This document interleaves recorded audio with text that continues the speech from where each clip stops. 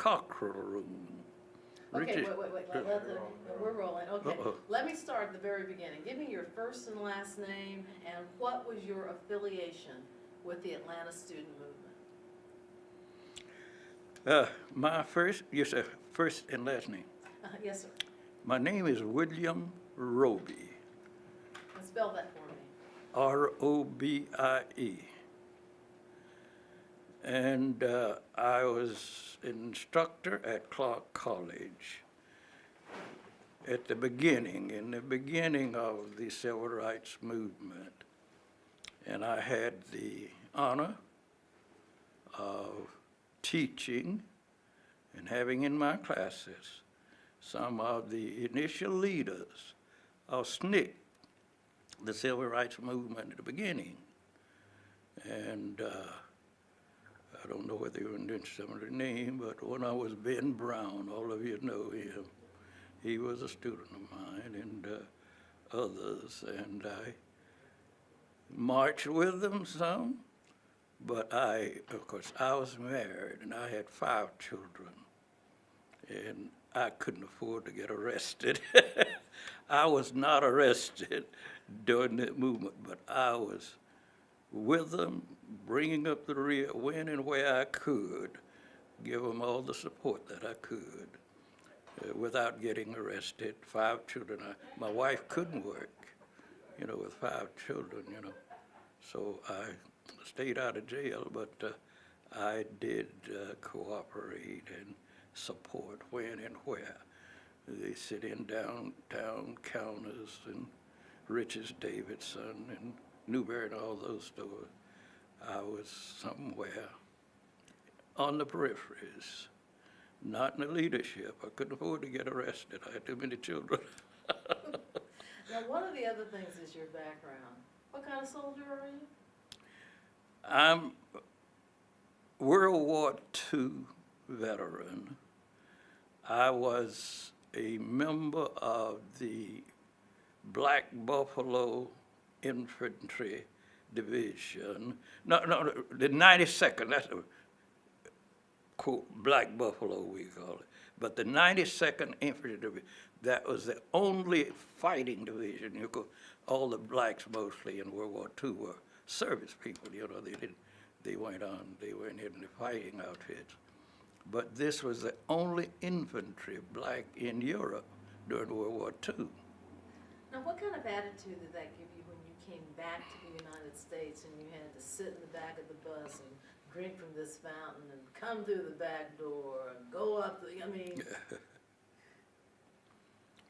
Well, it gave me the will, I think, to challenge and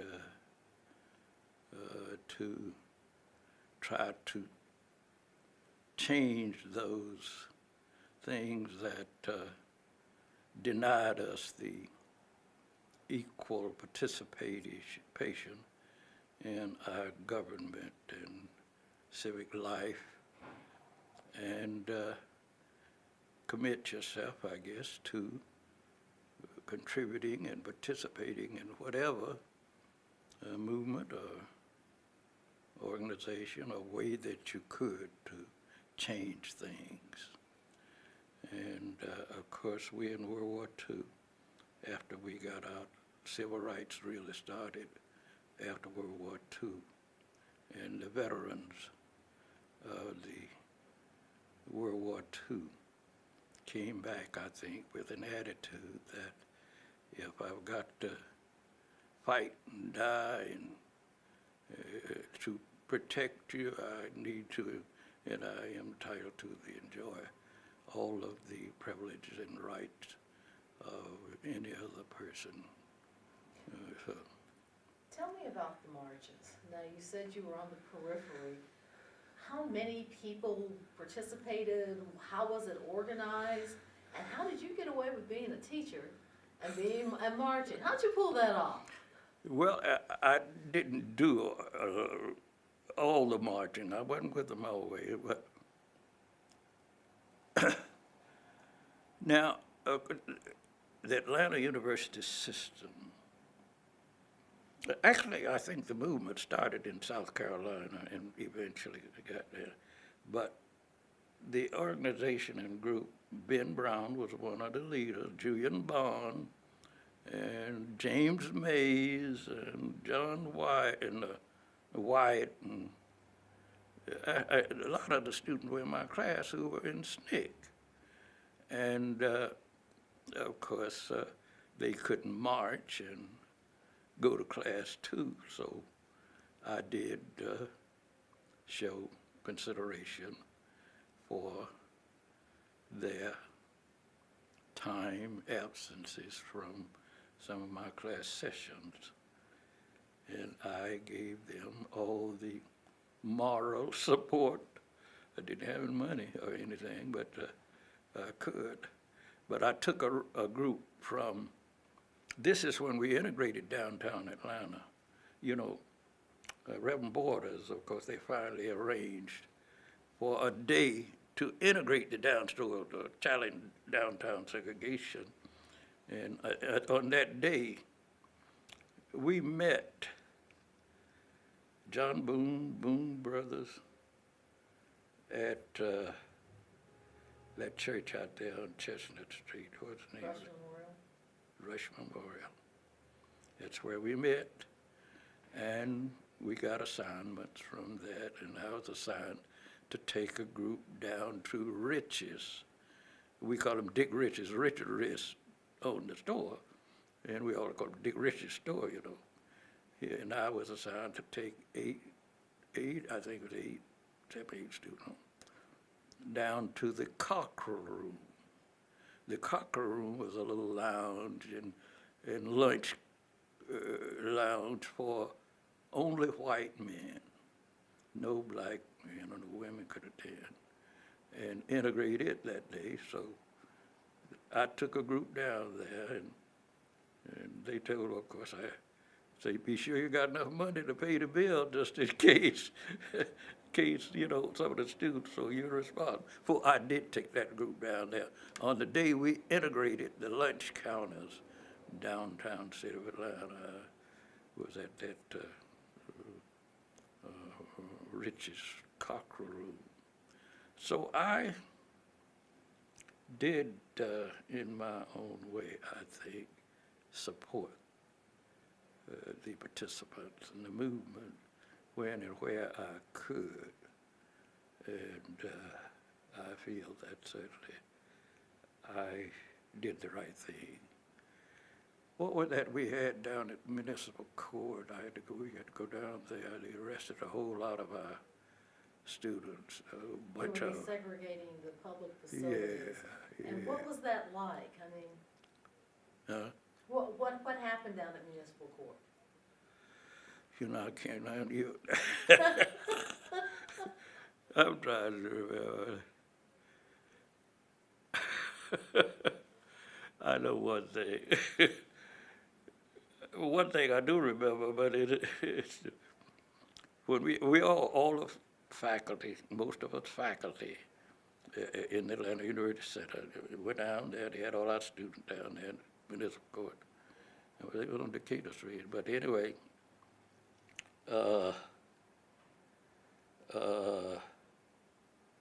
As I said, all faculty staff. But the judge, he put us on the last of the session, last evening. We stayed there all day.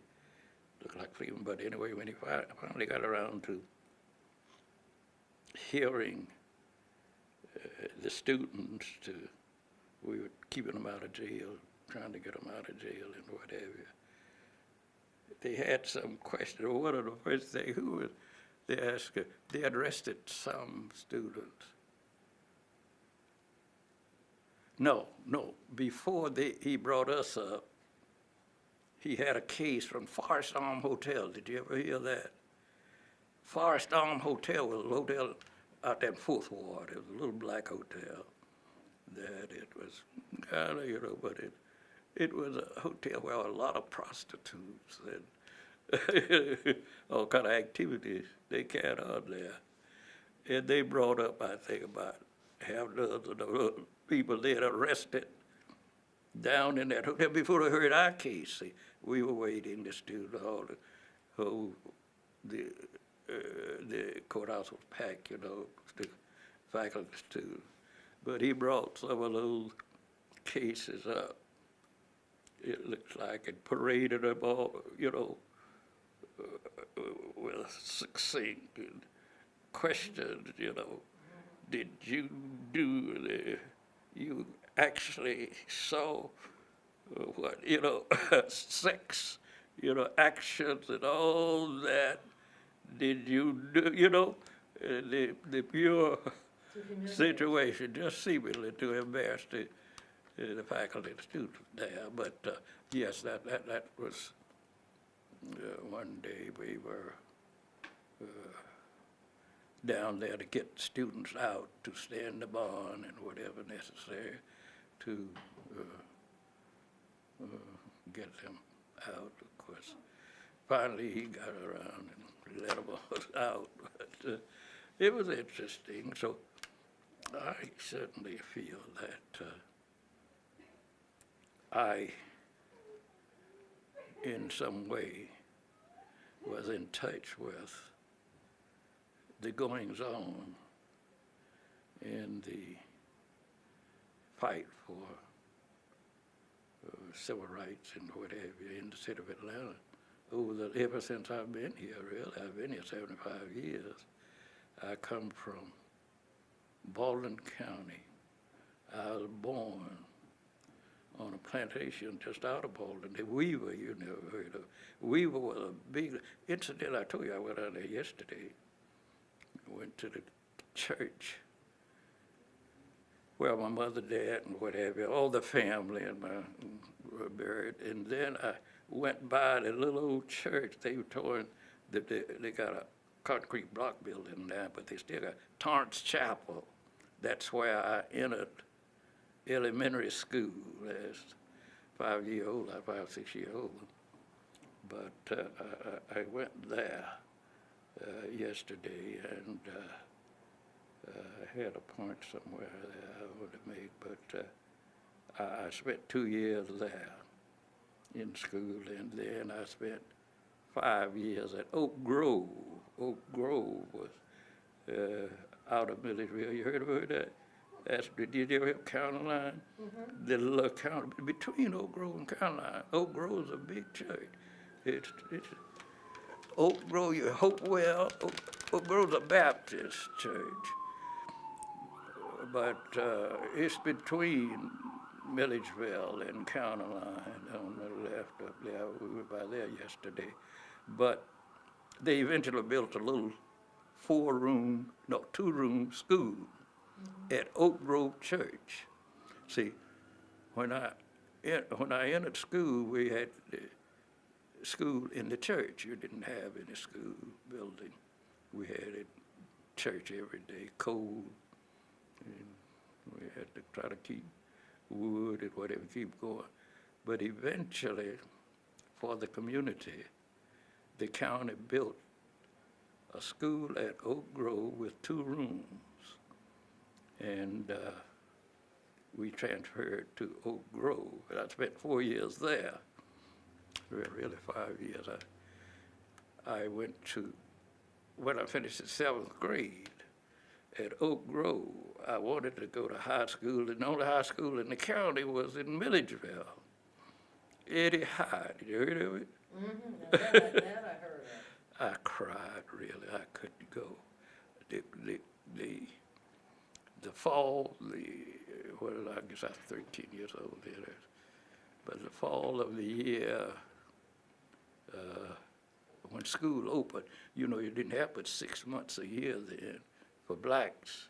Whites went 9 months, blacks went 6, but when the school bell rang, and I couldn't go to school, the only way I could go to school, I would have to board in Milledgeville. I was 10 miles out of Milledgeville on this sharecropper farm, see.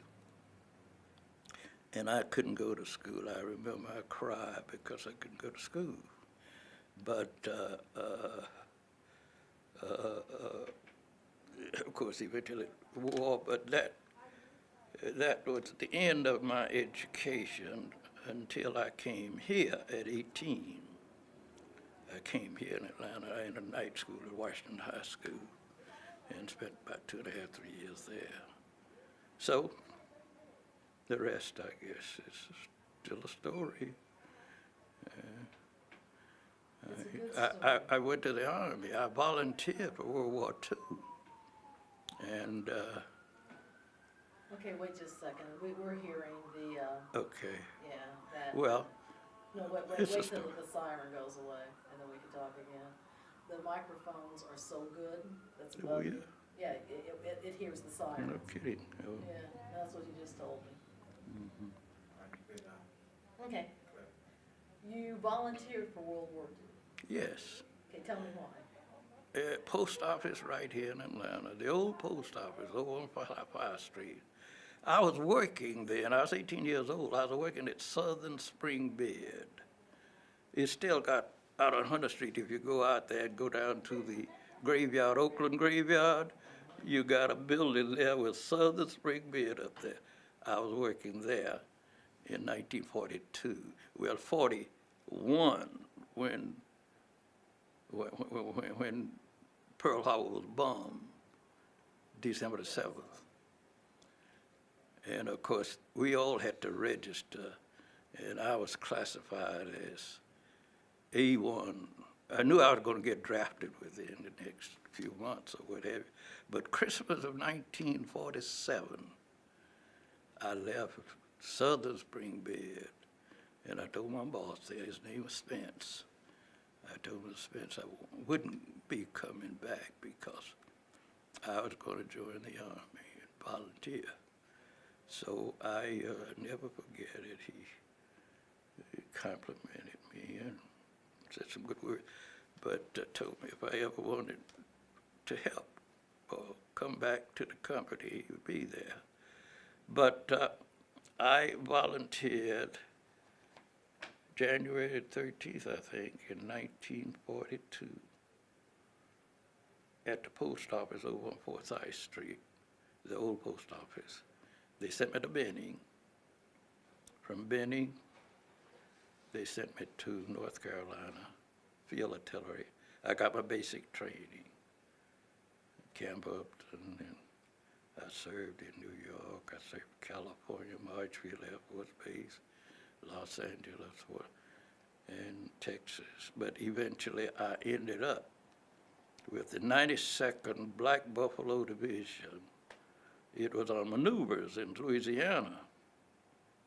And I went with them, and we went from the maneuvers in Louisiana back to Fort Worth,